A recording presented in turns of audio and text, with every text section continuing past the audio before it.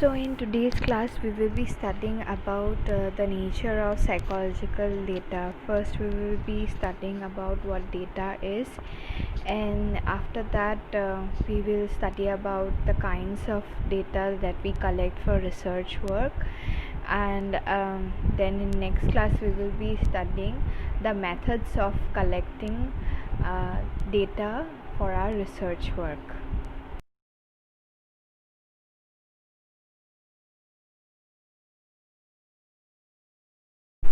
So in order to conduct a research study we have to collect informations. In one of my previous classes I gave you the example of one research study, that if you want to conduct a study on how good study habits are related to your good academic performances. So in order to conduct a research like that, you will have to collect information. You have to collect informations about study habits of students, about their academic performances, about their results, about their study habits. So these are informations. okay so um, so these informations that we collect from different sources by employing diverse methods are known as your data. Data can be collected from an individual's covert or overt behavior, their subjective experiences and mental processes. So I told you that traditional forms of researchers, they usually focus on observable behaviors, and that's how they used to conduct researches. But now we have alternative paradigms of researches where researchers are also focusing on covert behaviors, our mental processes, which cannot really be seen in behaviors, but still there are methods from which we can explore those kind of behaviors. We will learn about it later on, but as of now you just have to know that covert and overt both behaviors can be collected as data. So one of the main features of data is that they do not exist independently but are located in the context. So I'll explain this to you. The thing is that for example, data is what? Information. Information can be any behavior that you show, right? So we behave differently when alone than in a group, or at home and in office. So you may hesitate to talk in front of your parents and teachers, but not when you are with your friends. So see here the information. If we want to observe, if as a researcher I want to observe your personality, maybe the how you are as a person, whether you are talkative or you don't talk much. If I want to observe all these traits within you, if I want to collect data information about your personality, then your behavior is going to be different in different contexts. So the information that I want to collect from you will be different in different kinds of contexts. That's why we say that data do not exist independently but are located in the context. It's different in different kinds of situations. There are various methods of data collection like survey, interview, experiment, which we will be studying in our next class properly. These kind of methods are used, and the characteristics of respondents like individual, group, young or old, male or female, rural or urban, etc., also influence the nature and quality of data. So like I already said, that the data that you collect, the information that you collect from different individuals varies in different contexts. So how you are collecting the data, like by which method, interview or experiment, or the characteristics of the respondents, like the people that we are collecting the data from, whether that person is young or old, or we are collecting data in a group or individual. All these factors influences the nature of data. Okay, so like I'll just give you an example. Suppose if I want to collect information from your class, I want to collect some data from your class. So if I call you individually and maybe ask you something, so your response may be different from what you will say in a group, right? So if in a group, if I ask the same set of questions to your whole class or in a group, then your answers may differ if I call you one by one and ask you the questions, right?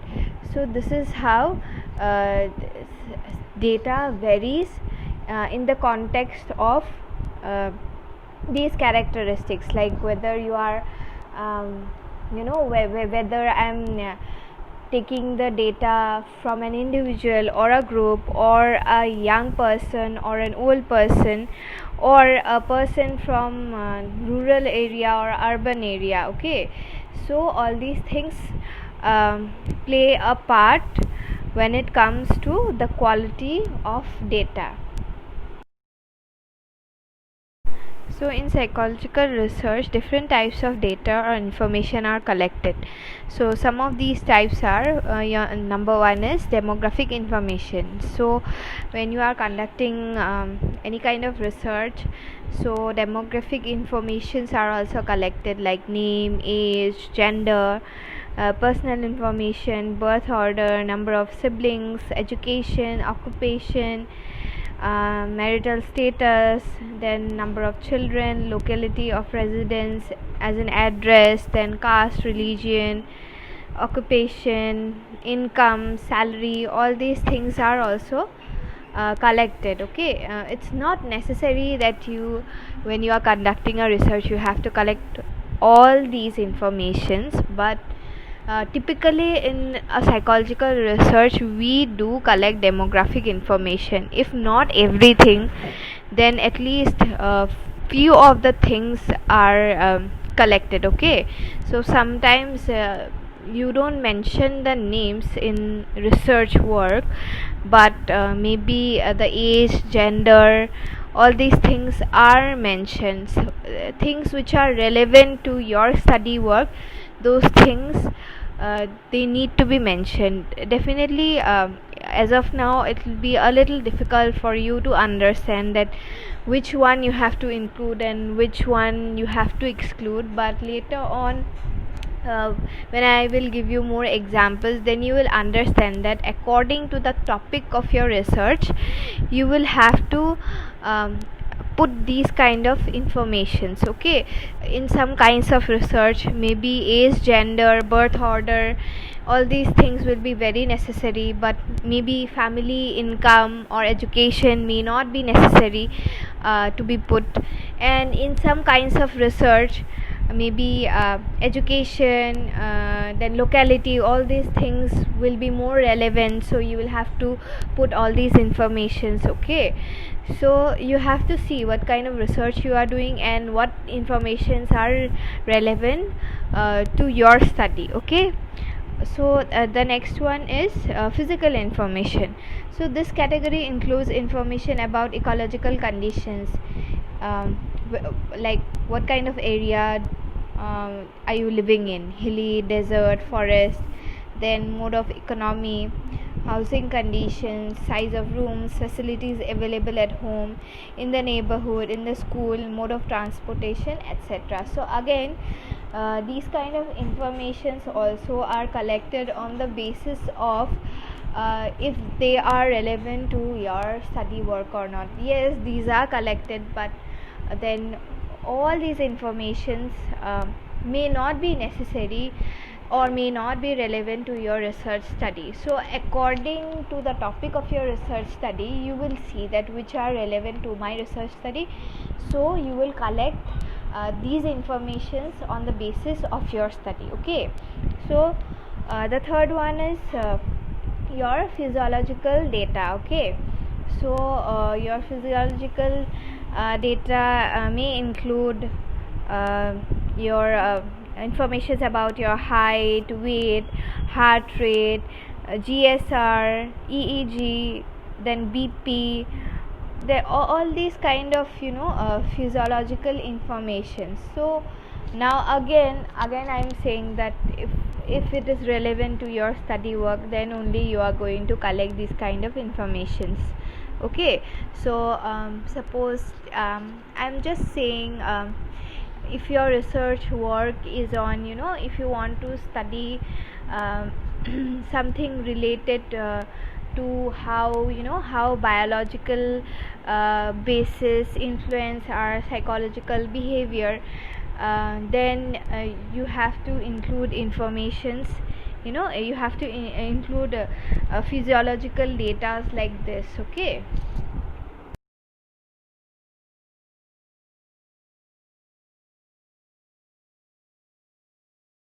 so the last one is your psychological information. So psychological information collected may relate to such areas such as intelligence, personality, interests, values, creativity, emotions, motivations, psychological disorders, illusion, delusions, hallucinations, perceptual judgment, thought processes, consciousness, subjective experiences, etc. So these terms may not be familiar with you now. You may not know about psychological disorders or what delusions are or hallucinations are, but later on you will be studying about these things in details, and then you will be able to know what all these are.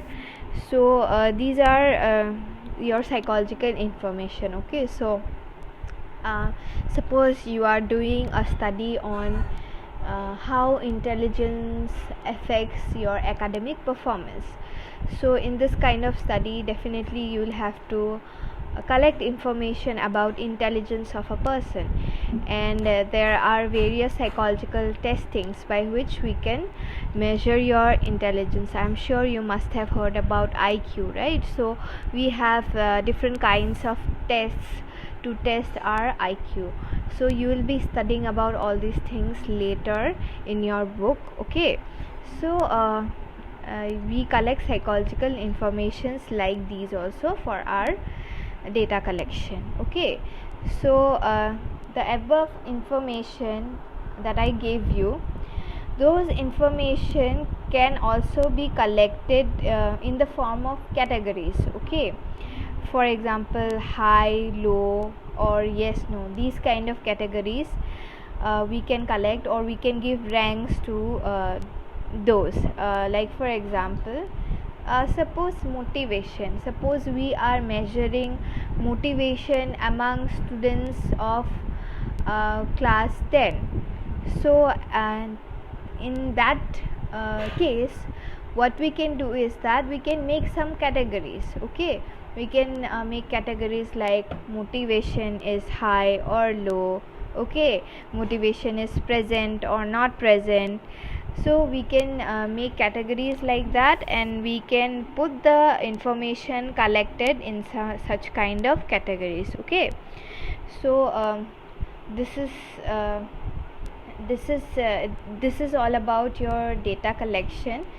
Maybe now it may be a little bit difficult for you to understand what data collection is all about, but when you finish the chapter, when I'll give you more examples of research study, research work, then you will be able to connect it more. Okay, then things will be clearer for you.